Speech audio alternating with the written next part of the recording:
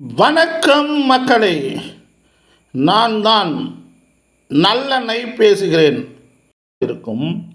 அதுபோல் எந்த ஆலயமாக இருந்தாலும் அந்த சிலா ரூபங்களுக்கு, கற்சிலைகளுக்கு, அந்த லிங்க ரூபங்களுக்கு, அனைத்து தெய்வங்களுக்கும் அந்த கற்சிலைகளால் அந்த ரூபங்களுக்கு நாம் அந்த ஒரு ஆகர்ண சக்தியை பெறுவதற்காக ஒரு குறிப்பிட்ட காலத்தில் தைலக்காப்பு செய்வார்கள்.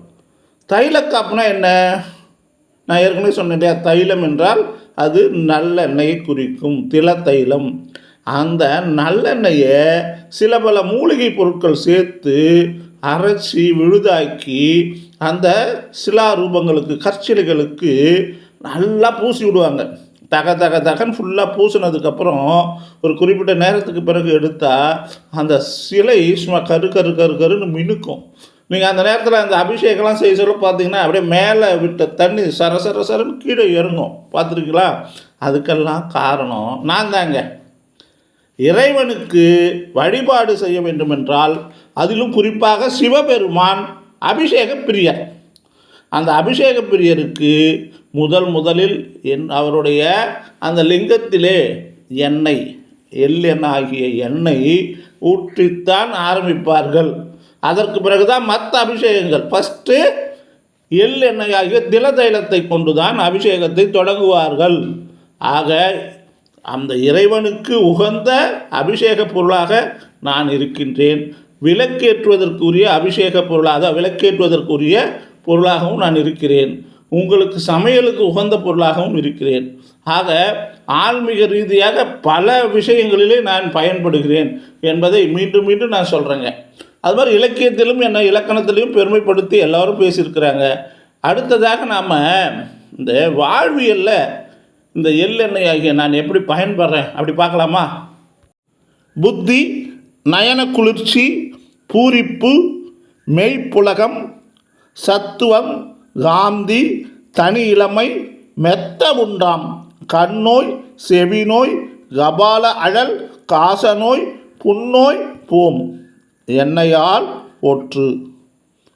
என்னை பற்றி ஒரு பழந்தமிழ் மூலிகை பாட்டு சொல்லுது. புத்தி இருக்கணுமா? என்னை பயன்படுத்துங்க. நயன குளிர்ச்சி, கண்கள் குளிர்ச்சி அடைய வேண்டுமா? என்னை பயன்படுத்துங்க. பூரிப்பு, மனம் பூரிப்படைய வேண்டுமா? என்னை பயன்படுத்துங்க. மெய் புலகம், மெய் என்றால் உடம்பு, புலகம் என்றால் அது மகிழ்ச்சியில் திளைப்பது. இந்த உடம்பு மகிழ்ச்சியில் திளைக்க வேண்டுமா? என்னை பயன்படுத்துங்க. சத்துவ குணம் வர வேண்டுமா? சத்துவ குணம் வர வேண்டுமென்றால் என்னை பயன்படுத்துங்க.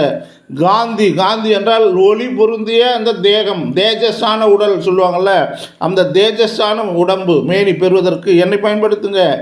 தனி இளமை, எப்பொழுதும் இளமையாக இருக்க வேண்டுமா? எள்ளெண்ணெயாகி என்னை பயன்படுத்துங்க. மெத்த உண்டாம், கண்ணோய், இது இல்லாமல் இன்னும் இருக்குது. கண்ணோய், செவிநோய், கபால அழல், காசநோய். கண்ணோயா? என்னை பயன்படுத்துங்க.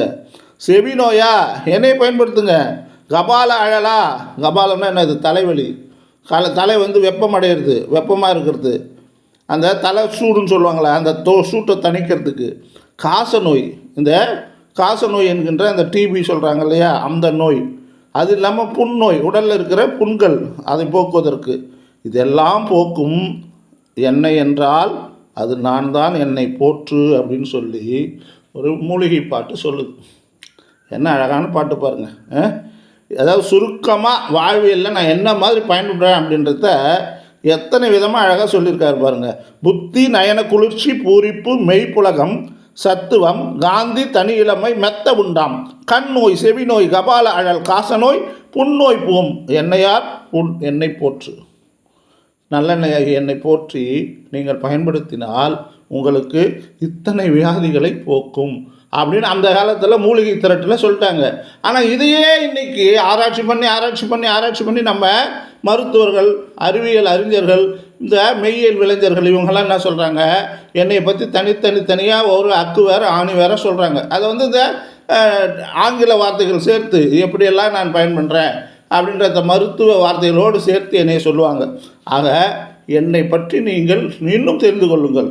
ஒரு 100 கிராம் நீங்கள் எள் எடுத்துக்கிட்டிங்கன்னா அதில் 1450 மில்லிகிராம் சுண்ணாம்பு சத்து என்கிட்ட இருக்குது. தாமிரம், மெக்னீசியம், இரும்பு, பாஸ்பரஸ், துத்தநாகம், வைட்டமின் பி, வைட்டமின் இ, புரதம், நார்ப்பொருள், அமினோ அமிலம் போன்ற பல்வேறு உடல் நலம் காக்கும் சத்துக்களை என்னுள் அடக்கி வைத்திருக்கிறேன். நண்பர்களே, மக்களே, புரிந்து கொள்ளுங்கள். என்கிட்ட என்னென்ன சத்து இருக்குது இன்னொரு தடவை சொல்கிறேன், கேட்டுக்குங்க. தாமிரம், மக்னீசியம், இரும்பு சத்து, பாஸ்பரஸு, துத்தநாகம், வைட்டமின் பி, வைட்டமின் இ, புரதம், நார்ப்பொருள், அமினோ அமிலங்கள், இப்படிப்பட்ட முக்கியமான அனைத்து சத்துக்களும் என்கிட்ட இருக்குது. அப்போ என்னுடைய பெருமையை பற்றி உங்களுக்கு தெரியணும்ல. அது இல்லாமல் உடல் சூடு தணிக்கவும் காரத்தை குறைக்கிறதுக்கும் அந்த எள்ளெண்ணெய், சமையலில் பாருங்கள், காரம் அதிகமாகிடுச்சா இன்னும் கொஞ்சம் நல்லெண்ணெய் ஊற்றுப்பா, சரியாக இருக்கும். இல்லை அப்படி அந்த எள்ளெண்ணெய் என்ன ஆகுது, உடல் சூட்டை தணிக்குது, சமையலுக்கு பயங்கரமாக பயன்படுது. பயங்கரமான ஒன்றும் இல்லை, அதிகமாக பயன்படுகிறது. அதாவது அகப்புறம் இரண்டுக்குமே நான் பயன்படுகிறேன். அகம் என்றால் உடலுக்கு வெளியாகவும், புறம் என்றால் உடலுக்குள்ளாகவும் நான் பயன்படுகிறேன்.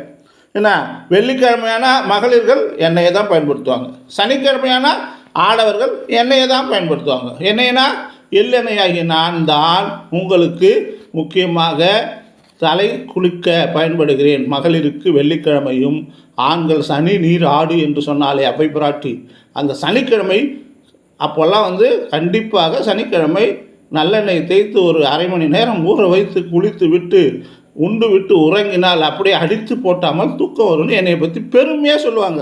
அதெல்லாம் உங்களுக்கு தெரியுமா?